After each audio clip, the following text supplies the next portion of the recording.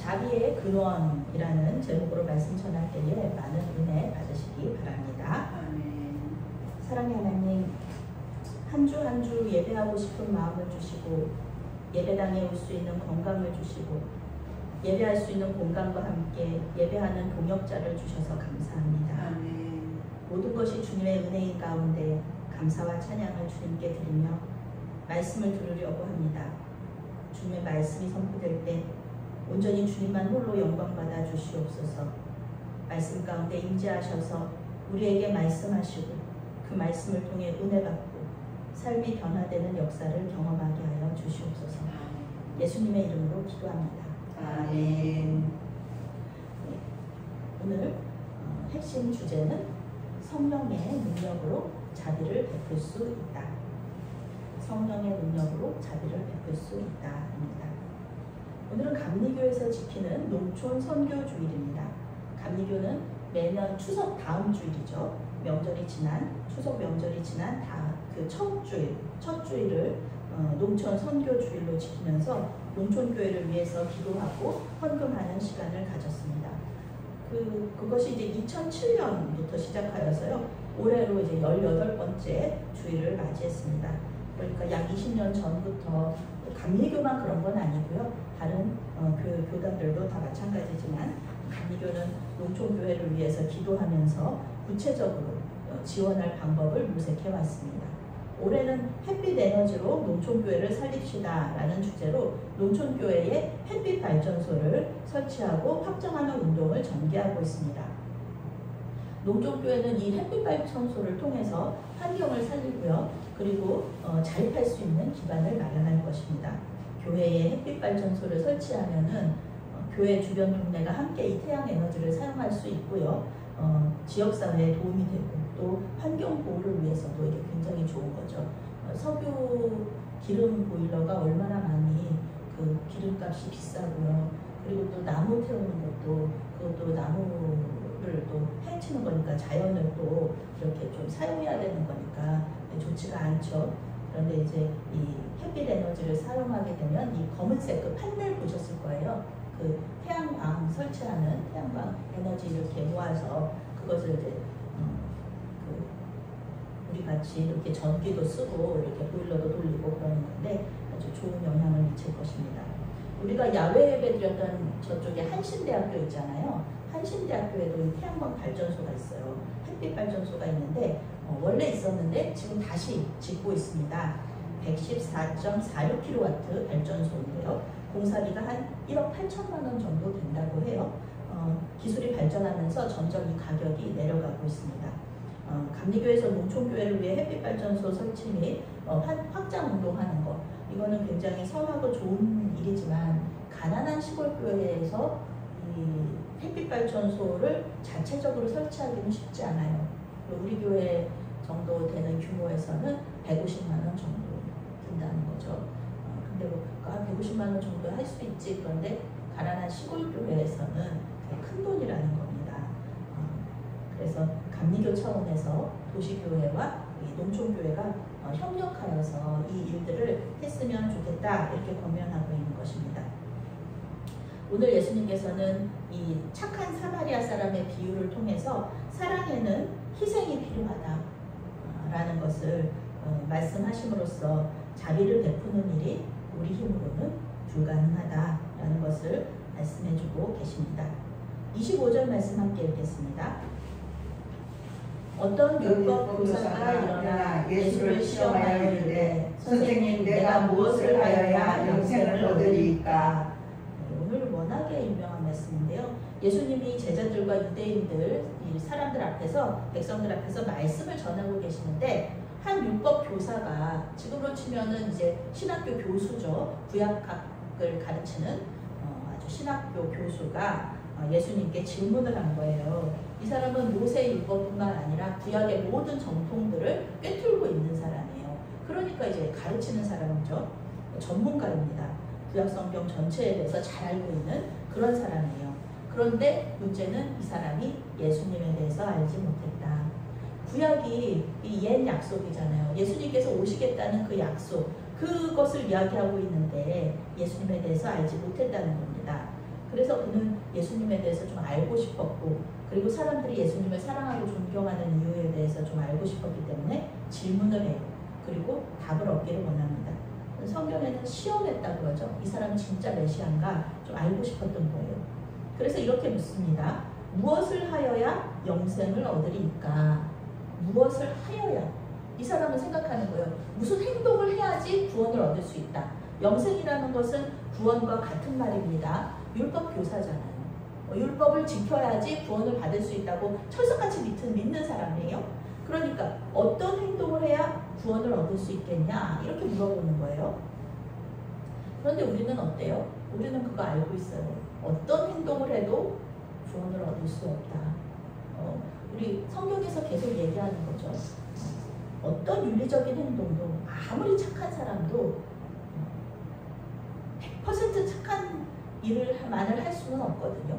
그리고 행동은 그렇게 한다고 해도 마음까지 착하지는 못해요. 그래서 우리는 알고 있어요. 우리는 행동으로는 구원받지 못한다. 율법으로는 구원받지 못하고 오직 예수님을 믿는 믿음으로 구원을 받는다.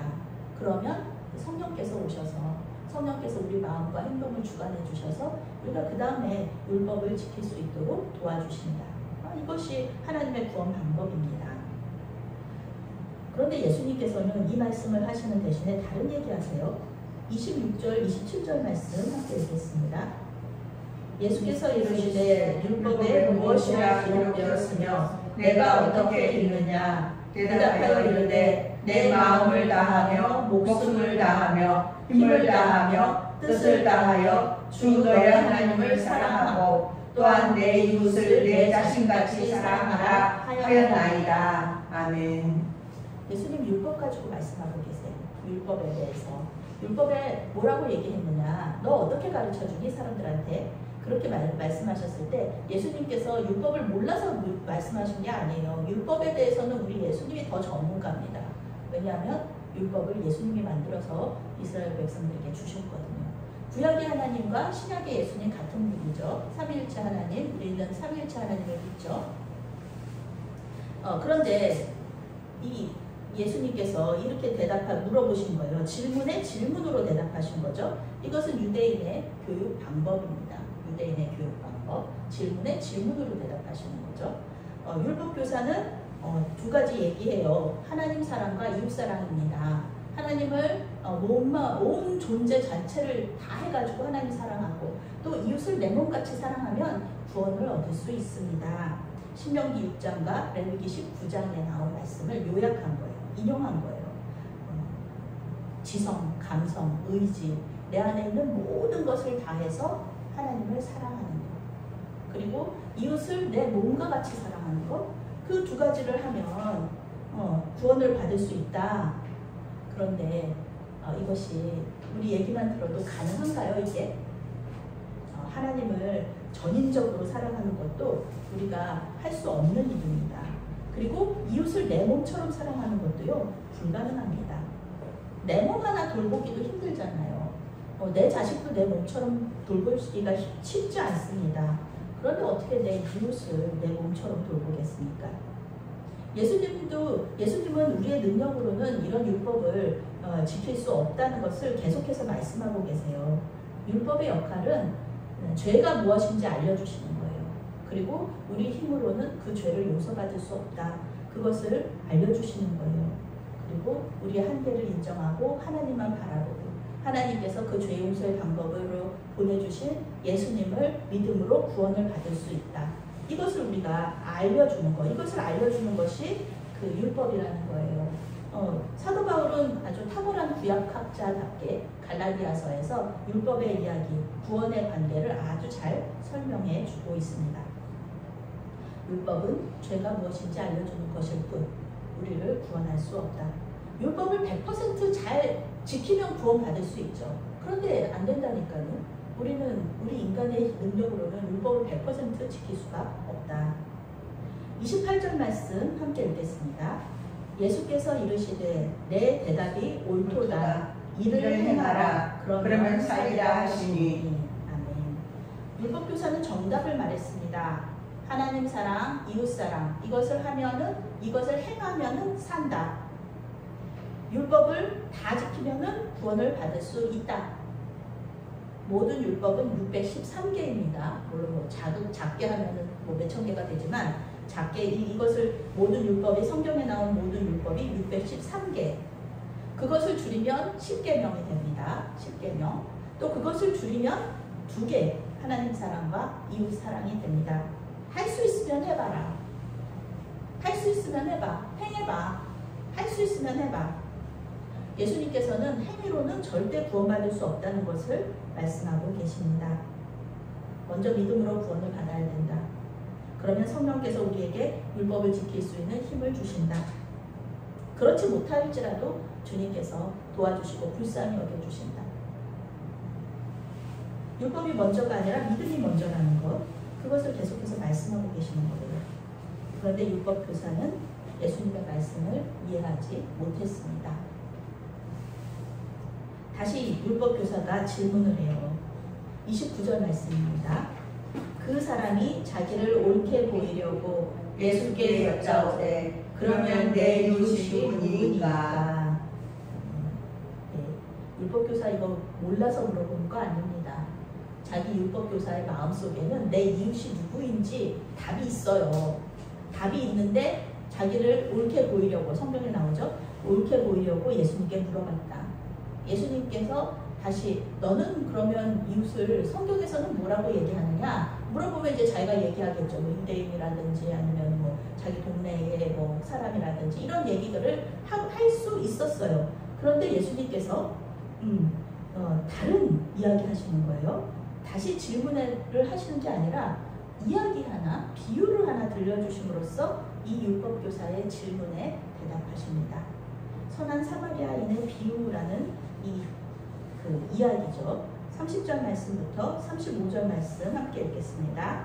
예수께서 대답하여 이르시되 어떤 사람이 예루살렘에서 여리고로 내려가다가 강도를 만나매 강도들이 그 옷을 벗기고 때려 거의 죽은 것을 벗기고 갔더라. 마침 한 제사장이 그 길로 내려가다가 그를 보고 피하여 지나가고 또 이와 같이 한 레위인도 그곳에 이르러 그를 보고 피하여 지나가되 어떤 사마리아 사람은 여행하는 중 거기 이르러 그를 보고 불쌍히 여겨 가까이 가서 기름과 포도주를 그 상처에 붓고 싸매고 자기 짐승에 태워 주막으로 데리고 가서 돌보아주니라. 그 이튿날 그가 주막 주인에게 데나리온 둘을 내어주며 이르되 이 사람을 돌보아주라. 비용이 더 들면 내가 돌아올 때 갚으리라 하였으니. 아멘.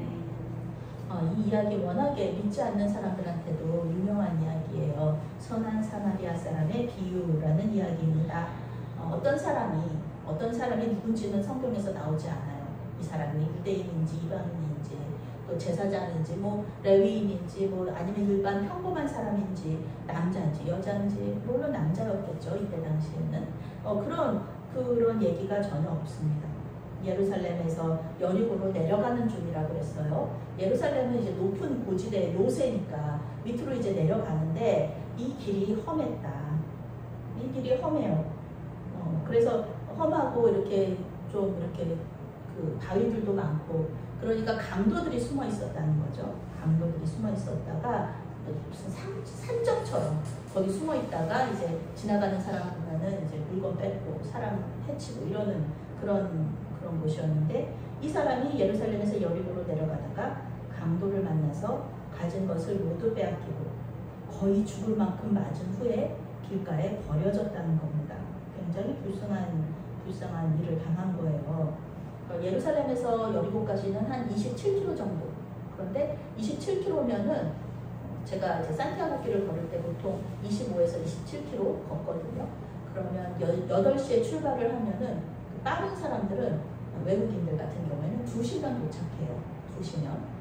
그리고 이제 저같이 걸음 느린 사람들은 이제 4시, 5시, 6시까지도 가는데 이제 이 사람은 여기는 이제 좀 빠른 사람들이니까 여리고의 사람들이 이제 여리고에 누가 사냐면은 그 출퇴근할 수 있는 예루살렘으로 출퇴근할 수 있는 그런 제사장 레위인 그룹이 살았단 말이에요. 예루살렘 성전에서 이제 순번 돌아오면 가서 일하고 사역하고 그리고 이제 퇴근하는 거죠. 문제는 이 길이 그렇게 안전하지가 않았다. 오늘 강도 만난 사람이 혼자서 이 위험한 길을 가는 거예요. 가다가 강도를 만났죠. 그냥 물건만 뺏기고 옷만 뺏기면 좋은데 이렇게 매를 많이 맞았다. 죽을 만큼 맞고 버려짐을 당한 겁니다. 밤에는 춥고 낮에는 더운 곳이에요. 그 예루살렘 이스라엘 지역이. 그러니까 누가 도와주지 않으면 이 사람 금방 죽을 그런 위기에 처해 있는 것입니다. 매를 많이 맞았어요. 밤에는 춥고 낮에는 더운 예루살렘 지역에서 옷이 다 벗겨진 채 거의 죽은 듯이 누워있는 거예요. 혹시 그런 분들 보셨나요? 길거리에서 술 취해가지고 겨울에도 막 누워있는 그런 분들 계시잖아요. 그러면은 그런 분들 보면은 어떻게 그들을 도울 수 있을까요? 보통 돕기가 쉽지 않습니다. 돕기가 쉽지 않습니다. 그분들을 깨워가지고 이제 뭐 택시라도 태워서 이제 집으로 보내야 되는데 그러기가 쉽지 않아요. 그러니까 우리가 할 수 있는 일은 이제 신고해가지고 경찰에 신고해가지고 겨울에 이렇게 누워 계시니까 얼어 죽을 수도 있으니까 그 정도는 이제 우리가 할 수가 있는 겁니다. 근데 이때 당시에도 마찬가지예요. 이렇게 거지반 다 죽은 사람을 이거 잘못 이렇게 만졌다가는 건드렸다가는 이거 큰일을 겪을 수도 있는 거예요. 왜 그 얘기 있잖아요. 우리 옛날 얘기 중에 그 물에 빠진 사람 구해줬더니 보따리 내놓으라 그런다. 그런 일을 겪을 수도 있고요. 그리고 이 사람이 마치 미끼처럼 그 강도, 원래 강도인데 미끼처럼 이렇게 누워있다가 사람한테 이렇게 강도로 다시 돌변할 수도 있기 때문에 이렇게 돕는 것이 쉽지가 않은 겁니다.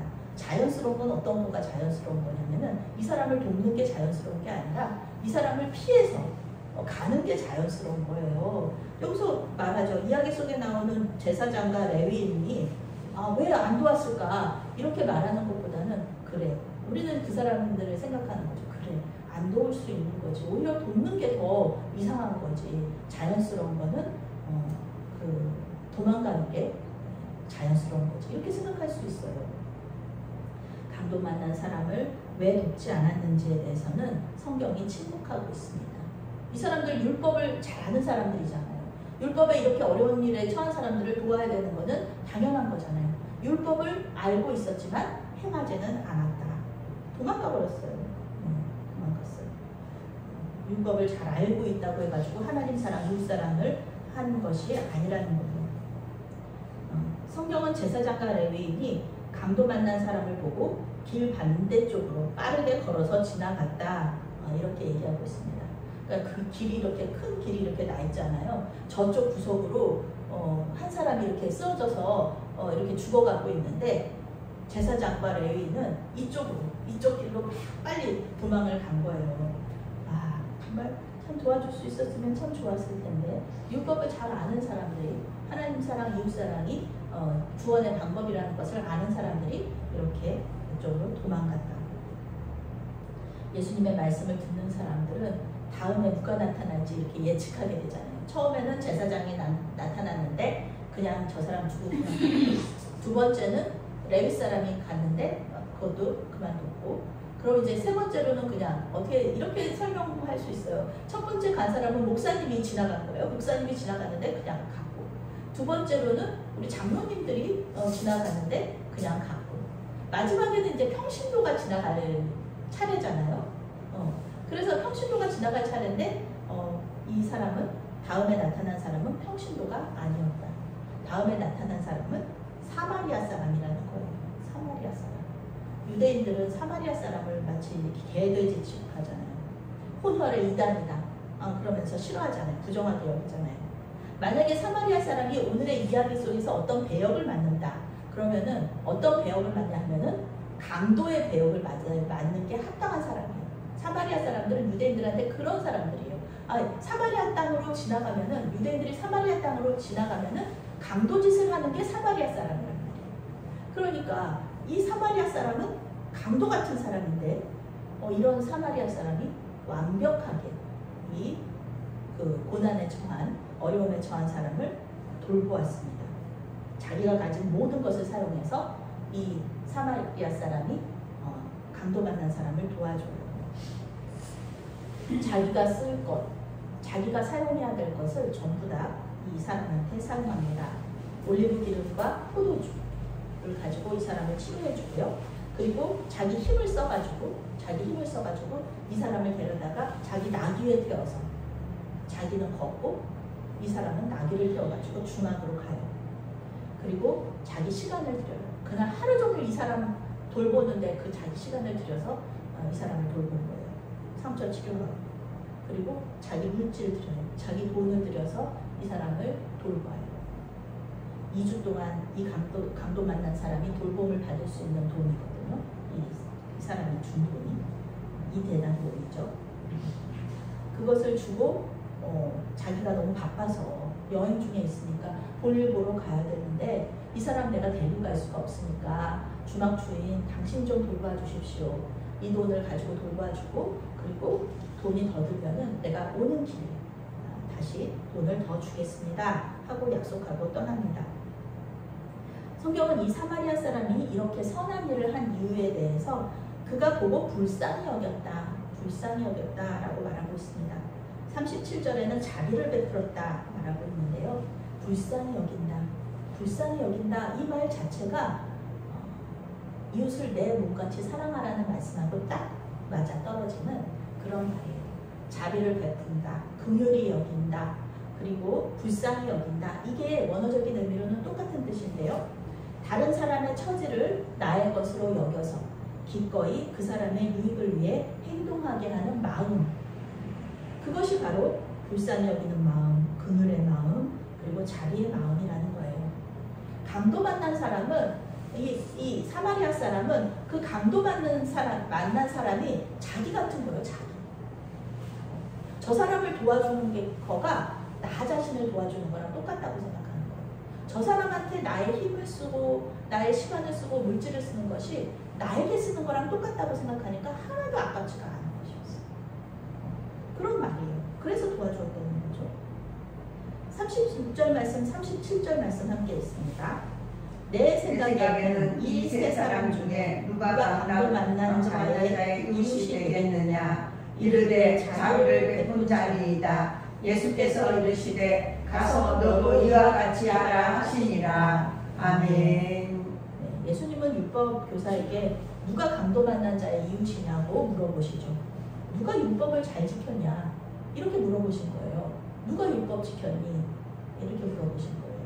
그랬더니 율법을 가장 잘 아는 제사장과 레위인은 율법 지키지 못했지만 이 율법에 대해서도 잘 모르고 하나님에 대해서도 잘 모르는 이 사마리아 사람이 자비의 마음으로 율법을 지켰다는 거죠. 이 사람이 내 이웃을 내 몸처럼 사랑하라는 율법을 잘 지켰다. 이 이야기는요, 그냥 이야기예요. 비유일 뿐입니다. 실제로 일어난 일이 아닙니다. 사마리아 사람은요, 이렇게 완벽하게 강도 만난 사람을 도울 수가 없습니다.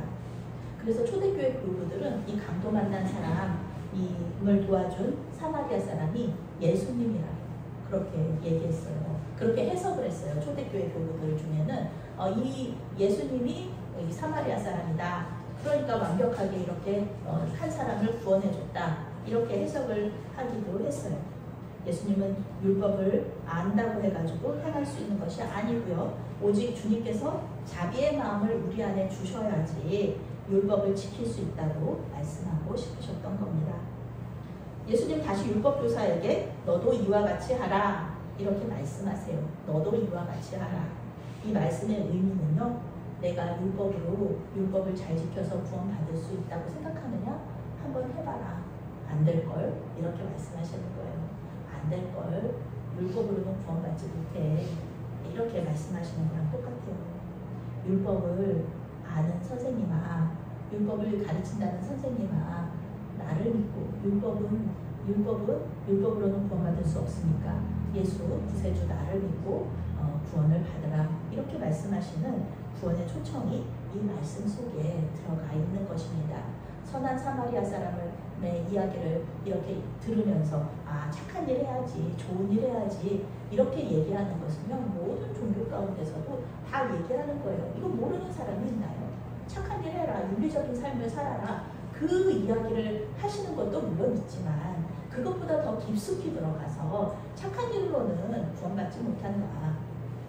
하나님께서 주시는 그 믿음을 먼저 가지면 예수님을 믿는 믿음을 가지면 착한 일도 자연스럽게 할 수 있다. 오늘 말씀 속에서 사마리아 사람이 선한 행동을 했던 것은 하나님께서 자비로운 마음을 그의 마음에 부어주셨기 때문이었습니다. 자비로운 마음은 상대방의 모습을 나의 모습으로 아는 거죠. 그 사람을 돕는 것이 나를 돕는 것이고 다른 사람을 불쌍히 여기는 것이 나를 불쌍히 여기는 것으로 그 마음이 이렇게 합하여지는 거죠. 이 마음은요 하나님의 마음이기도 합니다. 하나님께서 부족하신 점이 뭐가 있어요. 그런데 하나님께서 우리를 불쌍히 여겨주시고 그리고 십자가에서 예수님께서 이렇게 죽으신 것이죠. 예수님이 이 마음을 가지고 이 땅에 사람으로 오셔서 십자가에서 죽으셨습니다.